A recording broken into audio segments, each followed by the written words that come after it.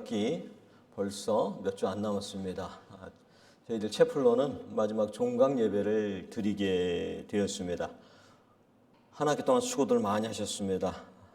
특별히 이번 학기에도 수고하신 원우의 임원분들에게 다시 한번 감사드립니다. 이번 학기에도 우리가 줌과 온라인으로 수업이 진행되는 비대면 수업에 어려움들이 있었습니다. 가장 큰 아쉬움은 우리 모두가 다 느끼는 대로 인간적 만남, 대면이 없어서 굉장히 아쉬웠습니다. 그럼에도 불구하고 지난 몇 주 전에 진행된 영성 수련을 통해서 그래도 그나마 만남을 가질 수가 있었습니다. 끝날 때 조금은 피드백들을 나누는데 지금도 가장 마음이 아팠던 거는 신대원 3차를 보내고 있지만 우리 성서관인 대강당을 이 3학기 동안 한 번도 가보지 못하고 그 영성 수련 때 그때가 처음으로 들어가 봤다는 말이 굉장히 마음이 아팠습니다. 그게 이 코로나 시대에 이 대학원 생활을 보내는 우리의 모습을 한마디로 요약한 거라고 여겨집니다.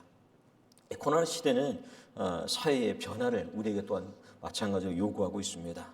미래의 학자들은 코로나로 인해서 시대의 전환점을 우리가 가질 수밖에 없다라고 합니다. 다시 코로나 이전 시대로 돌아가진 않을 것이다. 그래서 그 변화를 예측하고 준비하도록 요구를 하고 있습니다.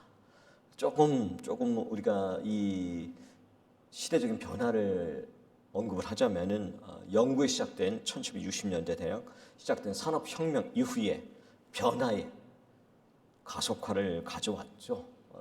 산업기술의 발전으로 경제가 발전했고요. 기술의 발전으로 증기기관 등 사람의 속도를 증가시켰습니다.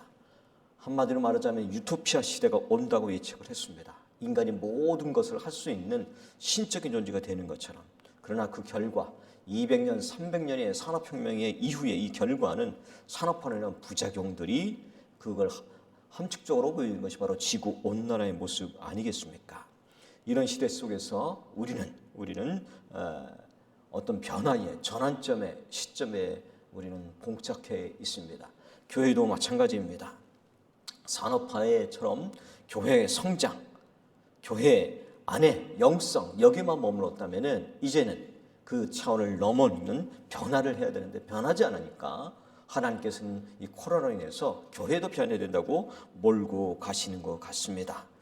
개인적으로도 우리는 이 시대 속에서 4차 산업혁명이라든가 AI 시대로서의 전환점의 시대에 서 있습니다. 대학원 원우들 중에서는 나이 드신 분들이 계실 텐데 이 나이 들으면서 급격하게 변하는 이 시대에 AI 시대 등등 이런 데 적응하지 못하는 어려움을 우리는 겪고 있습니다. 저 자신도 마찬가지입니다. 모든 것들이 전산화되고 이런 속에서 주문도 해야 되는데 책 같은 경우도 서점에 가기보다는 온라인으로 주문해야 되는데 이거 잘 하지 못해서 개인적으로 어려움 겪고 있습니다. 구약성서 시대에서 가장 어두운 시대, 힘든 시대, 숨이 막힌 시대, 격동 시대, 전환점의 시대는 어느 시대를 여러분은 뽑을 수 있습니까? 몇 가지 여러분 뽑을 수 있겠지만 그 중에 하나 오늘 살펴보려고 하는 것은 바로 분열 왕국 시대 때 두드러지는 이스라엘 역사 가장 사악했던 아합 왕과 이세벨이 통치하던 그 시대에 살았던 예언자 엘리야의 이야기라고 저는 뽑을 수가 있습니다.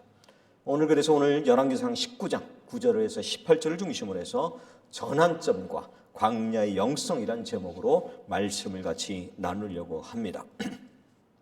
저 개인적으로 엘리야에 대한 첫 만남은 저는 어려서부터 교회를 다녔기 때문에 유년 주일학교 시대로 돌아갈 수가 있습니다. 그 당시에 지금처럼 이런 전자기기가 없었는데 융판에 우리 유년 주일학교 선생님들이 성경의 다양한 이야기들을 인물의 이야기들을 아주 흥미진진하게 이야기했던 것이 아직도 기억이 남고요. 그 중에 대표적인 인물이 바로 오늘 얘기하려고 하는 엘리야입니다. 엘리야. 그리고 이 엘리야에 대한 이야기는 대학 시절까지 이어집니다. 나름대로 대학 시절에 들어와서 신학 공부하면서 어떻게 내가 이 사역을 해야 되느냐라고 하는 꿈을 가질 때 가장 성공적인 목회 사역의 모델을 꼽으라면은 누구를 선택하느냐? 그거는 바로 개인적으로 열왕기상 18장에 나오는 이 엘리야보다 더 역동적인 일을 겪은 사람은 없어 보여서 그가 보여줬던, 엘리야가 보여주었던 이 영성, 그 영성의 능력, 이거 담고 싶다라는 것이 가졌던 겁니다. 그건 한마디로 여러분 아시는 대로 열왕기 18장에 보면은 바알과 아세라를 섬기던 그 사제들, 선지자들 850명대 엘리야 혼자의 대결. 그리고 그냥 그 제사, 누가 제사를 드려서 하늘에서 비가 내려서 이 불을 태우냐라고 하는 그 생각만 해도 가슴 떨리는 장면 아닙니까?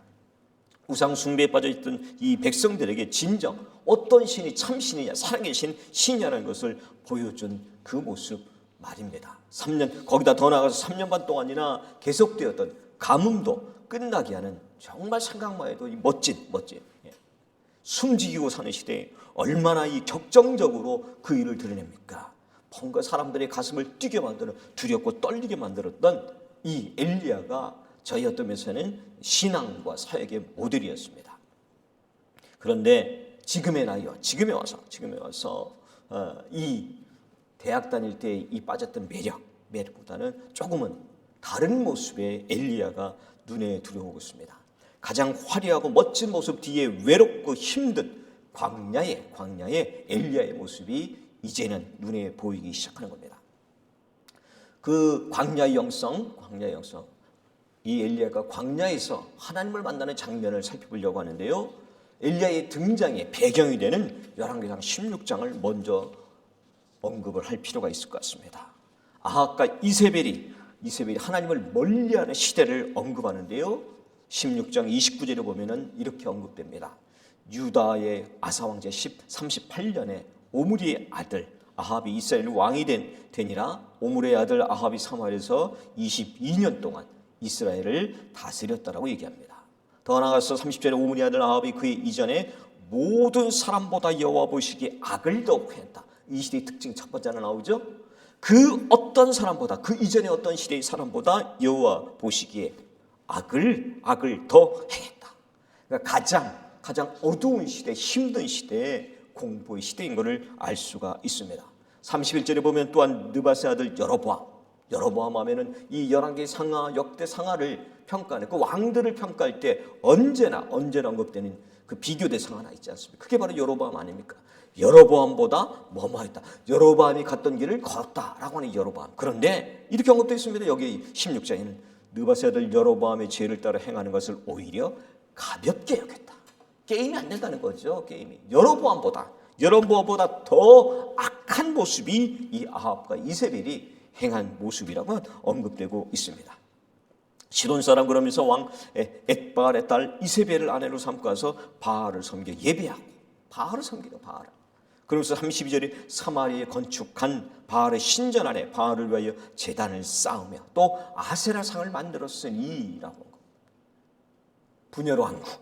분열왕국의 비극이 여기 담겨 있는 거죠. 정치적으로 종교적인 목적을 가지고 이 예루살렘에 있는 성전에 북쪽에 있는 열지파가 남으로 내려가면 안 되니까는 이거를 막으려고 대체로 만든 것이 남쪽에, 이 북쪽의 성전인데, 거기에 더 나아가서 이 신앙을 미혹시키는 바알 신전을 만드는 겁니다.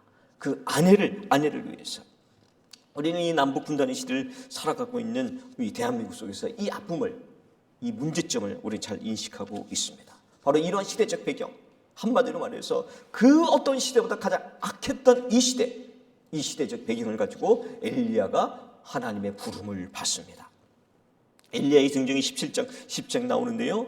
길리앗에 우거하는 자 중에 디셉 사람 엘리야가 아합에게 말하되 내가 섬기는 이스라엘 여호와께 살아계시고 맹세하나니 내 말이 없으면 수년 동안 비도 이슬도 있지 아니하리라. 엘리야가 등장을 하는데요. 다른 선지자들이 등장하는 것과 비교해 보면은 차이가 납니다.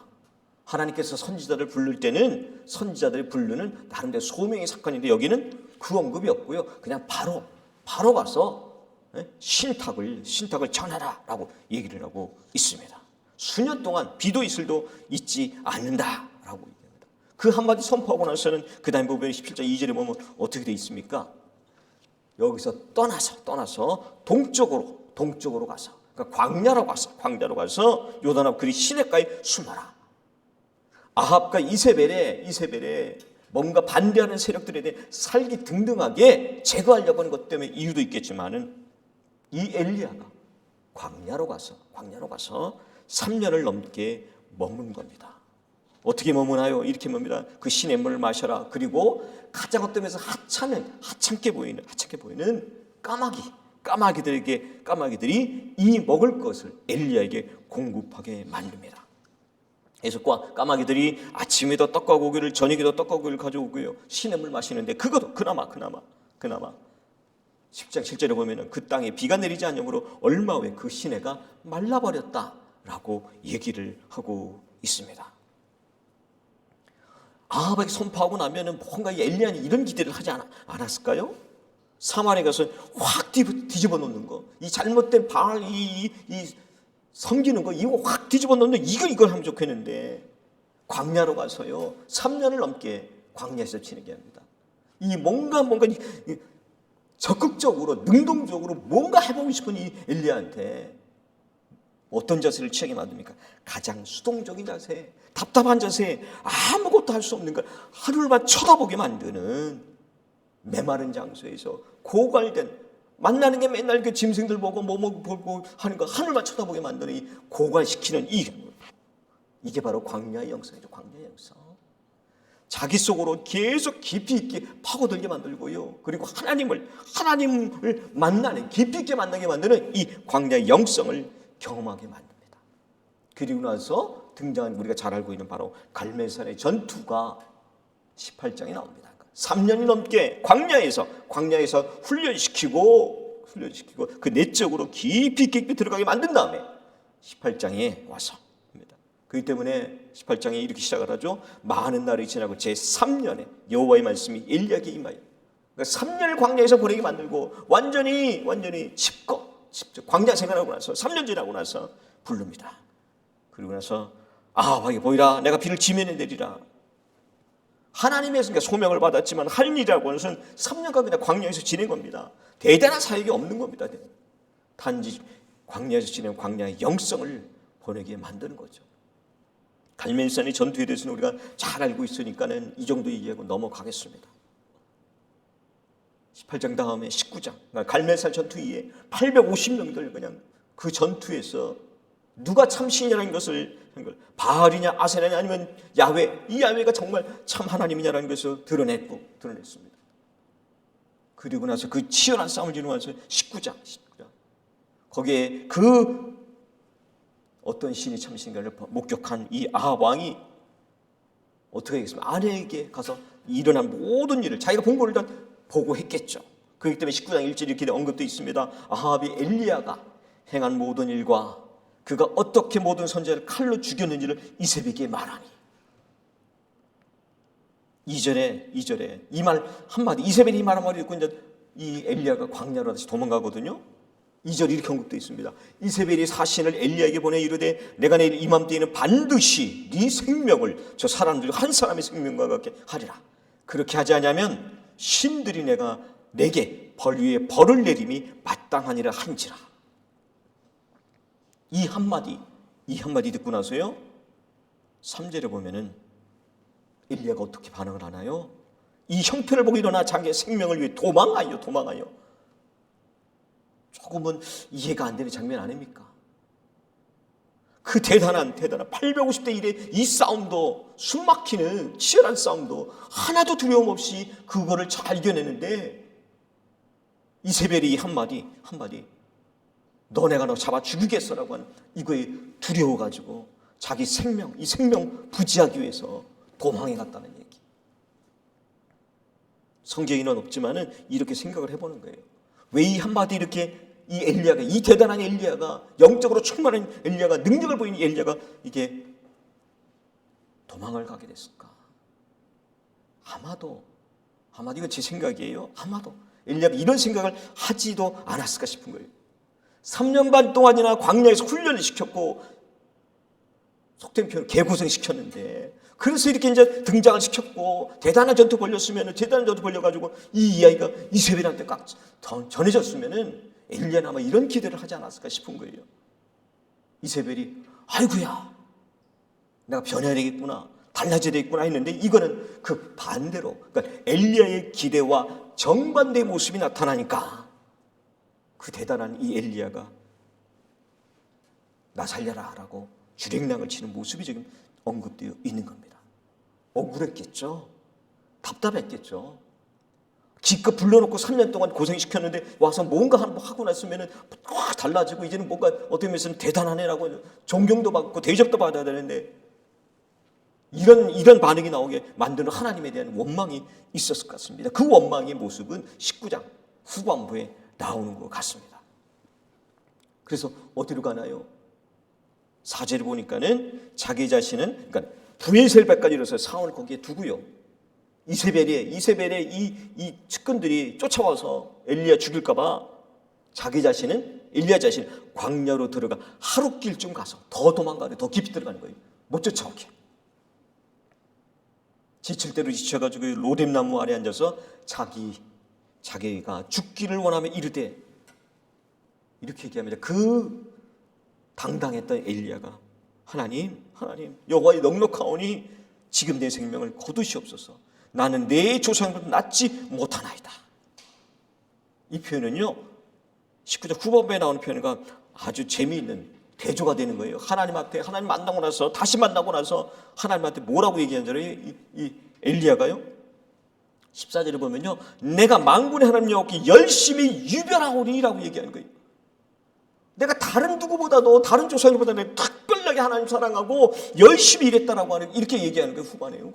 근데 여기서는 내가 조상님보다 내가 나름대로 열심히 일했고 섬겼고 뭔가 결과물도 만들어내는데 이게 뭡니까? 라고 지금 항의하고 있는 것이 엘리야의 모습입니다. 몰라, 하나님에게 알아서 하세요. 하나님 죽여주세요라고 로뎀나무 아래 있다고 하는 것은, 여러분 이게 뭐 이렇게 그늘이져 가지고 뭐 이렇게 푹 쉬게 만드는구나. 로뎀나무 아래 이렇게 하는데요. 로뎀나무 한번 나중에 사진 한번 들어가십시오. 그거는요 이스라엘이 뜨겁잖아요. 낮에는 뜨겁고 밤은 추운데, 이 로뎀나무라는 것은 보호받는 곳이 아닙니다. 그 뜨거운 햇살이 그대로 내리쬐는 거예요. 죽겠다는 거예요. 죽겠다는 거. 하나님 너무합니다라고 하는 이런 어떤 원망이 담겨 있는 내용도 되는 겁니다. 거기에 대해서 하나님께서요, 천사를 통해서 구운 떡학과 물 한 병 먹이는데요. 요거는 마지막 설교 마지막 하면서 조금 얘기를 하겠습니다. 19장 8절에 보면요, 계속 먹이는데요, 먹이면서 이렇게 얘기합니다. 힘이 좀 나니까는 일어나 먹고 그 음식물의 힘을 의지하여 40주 40야를 가서 어디로 하나님이 엘리야를 또 몰고 가시냐면은 하나님의 산 호렙에 이르니라. 호렙으로 몰고 가십니다. 하나님의 산 호렙하고 40주 40야를 하면 딱 떠오르는 게 누굽니까? 모세죠. 모세의 이야기, 엘리야가 알고 있어서 모세의 이야기와 지금 오버랩 시키고 있잖아요.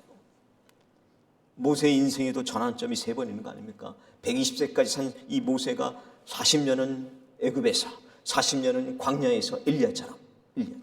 그리고 이제 40년은 이 종세라는 이 이스라엘 백성들 애굽에서 이끌어내서 광야로 적과 구린 가나안 땅으로 인도하는 3번의 전환점을 겪은 이 모세의 이야기. 모세를 다시금 만나게 해주고, 모세가 만난 하나님을 기억하게 만드는 거고, 그리고 엘리야가 만났던 그 하나님 다시 한번 재발견시키는 그런 장치들이 여기에서 등장하는 거 아니겠습니까? 인생의 전환점.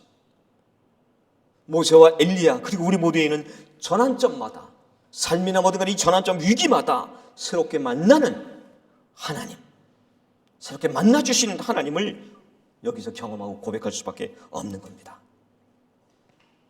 40주의 호렙산에 와서요, 하나님과의 이 시간들을 가지면서요, 하나님께서 나타나시는데요, 어떤 현상이, 놀라운 자연현상이 19장 11절 이하에 언급되고 있습니다. 먼저 이렇게 되어 있습니다. 1절 2절 읽겠습니다. 크고 강한 바람이 산을 가르고 바위를 부수나 바람 가운데 여호와께서 계시지 아니하며 바람 외에 지진이 있으나 지진 가운데서 여호와께서 계시지 아니하며 지진 위에 불이 있으나 불 가운데도 여호와께서 계시지 아니하더니.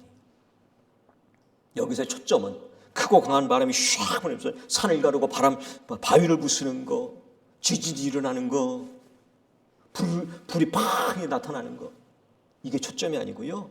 짧은 이 두 구절에 등장하는, 세 번이나 등장하는 표현이 하나 있죠.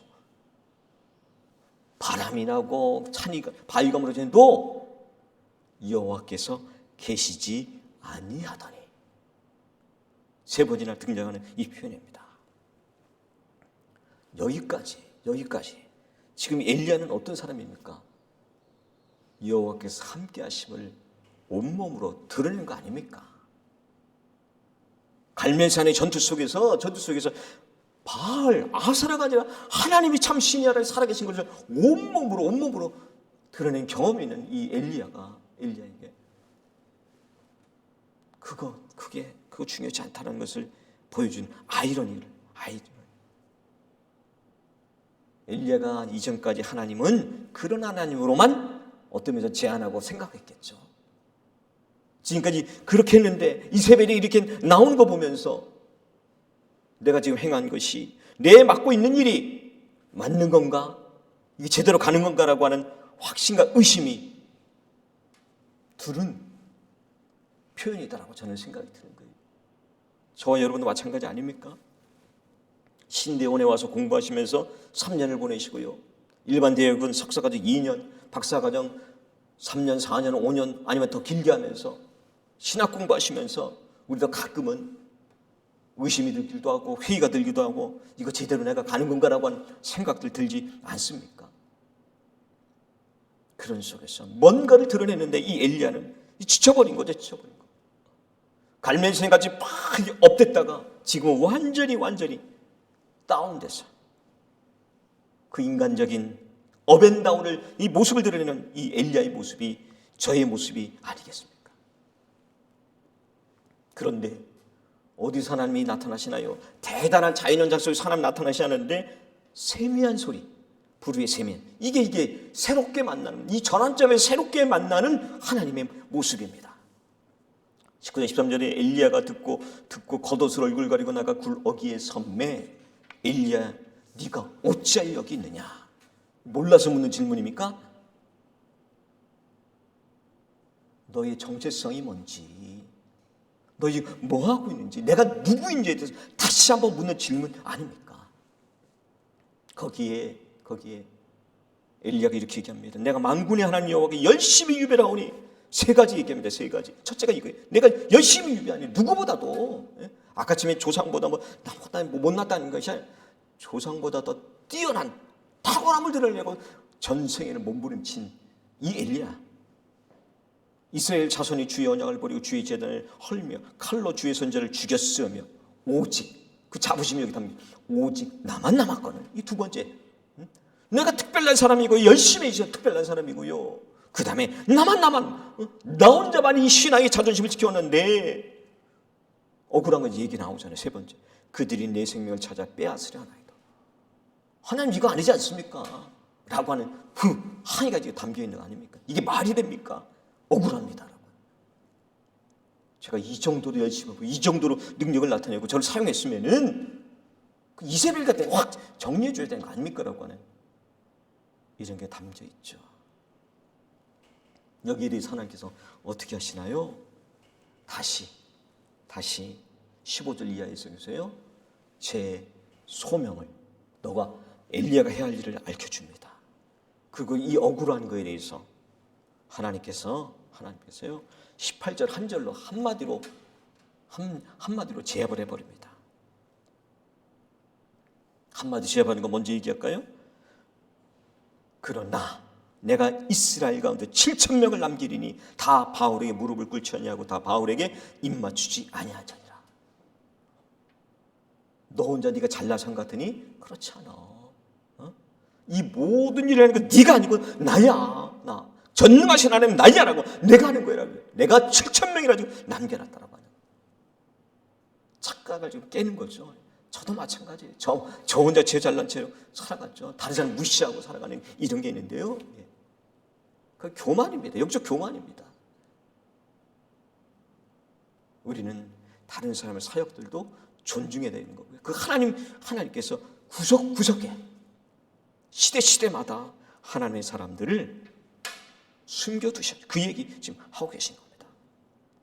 그러시면서요, 이 시대의 전환점, 영적 어둠의 시대 속에서 북이스라엘, 그 주변 나라들 하나님을 멀리하고 바알과 아세라를 섬기는 속에서 다른 리더십들을 세우는 것을 얘기하고 그 일을 하라고 합니다.